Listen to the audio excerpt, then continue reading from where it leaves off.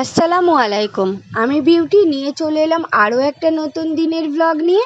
এই নতুন দিনে নতুন ব্লগে সকলকে স্বাগত জানাই।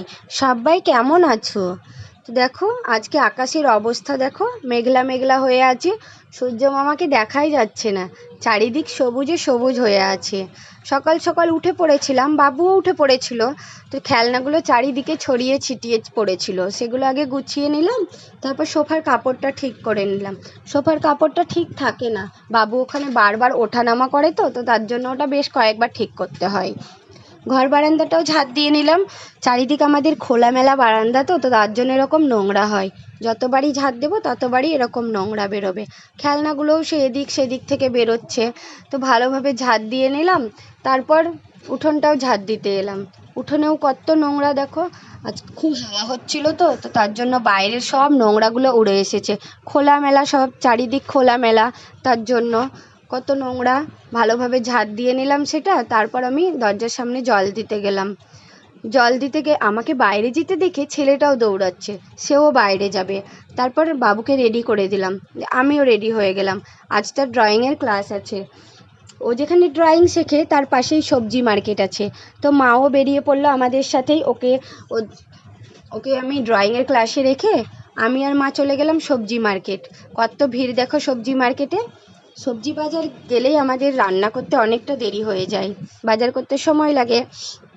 বাজার করে এসে তারপর আবার বাবুকে নিয়ে এলাম ড্রয়িংয়ের ক্লাস থেকে। তারপর বাড়ি এসে ভাতটা বসিয়ে দিলাম, অনেকটা দেরি হয়ে গিয়েছিল ভাত বসাতে।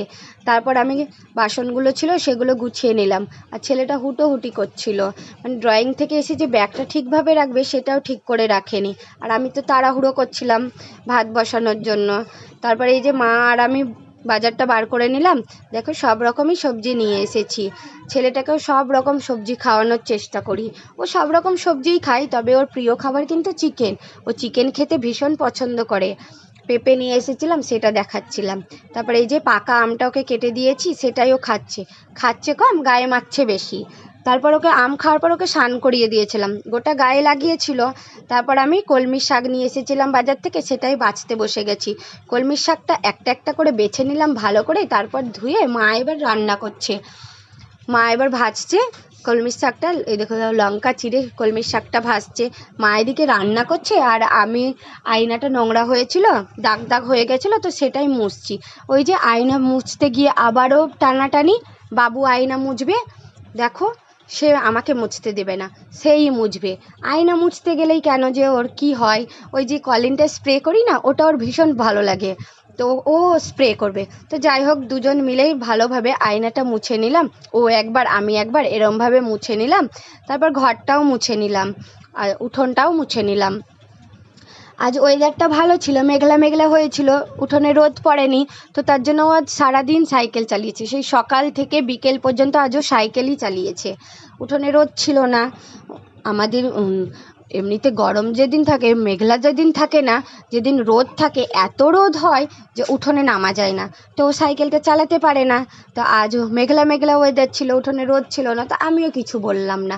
ও সাইকেল চালাচ্ছে, ওকে সাইকেল ও একদিকে সাইকেল চালাচ্ছে, আর আমার কাজটাও হচ্ছে। আমি এদিকে ঘরগুলো মুছে নিলাম, উঠোনটাও মুছে নিলাম। ও সাইকেল চালাচ্ছে, চালাক। আমি উঠোন মোছার পর দেখো ওকে শান্ত করিয়েই দিয়েছিলাম। তারপর ও আজকে গোপাল ভাঁড় দেখছিল। ও গোপাল ভাঁড় দেখতে, ভীম দেখতে ভালোবাসে, কার্টুন দেখতে পছন্দ করে, তবে বেশিক্ষণ দেখবে না। ও বেশিক্ষণ এক জায়গায় বসে থাকতেই পারে না, দুষ্টুমি করবে কি করে বেশিক্ষণ বসে থাকলে। এই যে দেখো গোপাল ভাঁড় দেখছে। আমরা সন্ধেবেলায় জিলিপি নিয়ে এসেছিলাম, সেটাই খাচ্ছিলাম, কত বড় বড় জিলিপি দেখে খুব ভালো লাগে জিলিপি খেতে। তারপরে এই যে জিলিপি খেতে খেতেই ঝড় বৃষ্টি শুরু হয়ে গেছিলো, কারেন্ট চলে গেছিলো, অন্ধকার হয়ে গেল চারিদিক। আর বৃষ্টি মানেই তো আমাদের বাড়ির কঠিন অবস্থা, আর তার উপরে ঝড়, বৃষ্টিতে চারিদিক থই থই, জলে থই থই। আজকের মতো